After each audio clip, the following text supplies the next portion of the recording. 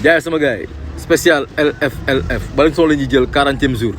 free bar ci ne yëpp sama gars yi bar bi ñu njëkkee mooy ban dim nee na wane la say ñoñ ñàkk ba pare di musloo cat mel ne yaay wane say iPhone 15 wane say iPhone 13 ne lii nga am ba pare di ëlbatiku naan da ngay musul si cat est-ce que yaa catu sa bopp si un fil parce que si tu étais discret si un fil kenn du la catu mais yaa fi nekk di wane loo xam ne loolu say ñoñ ñàkk li wane am naa lii après na ngay ëlbatiku di musloo cat donc est-ce que yaa catu sa bopp ñu naan pour vivre heureux il faut vivre caché di ñu ne ko lan mu ne lamba ji jeex na te ki dàq tous moo daan si un fil ne na papa c'est ce qui fait beaucoup de bruit là du ñoo ñooy gagné de ah mu ne wala ay ngaaka ay ahlu brique dañu bëri ay coow mais xoolal 4 millions de stream donc lamba ji moom bëri na coow rek mais du ki dàq tous mooy daan quoi ñu ne ko dib nga ne lan mu ne maa fi nekk isin fil comme fii ba France ak Sénégal bu mu jaam ngi di dak ak garde juice juice mooy jus quoi tu vois ak garde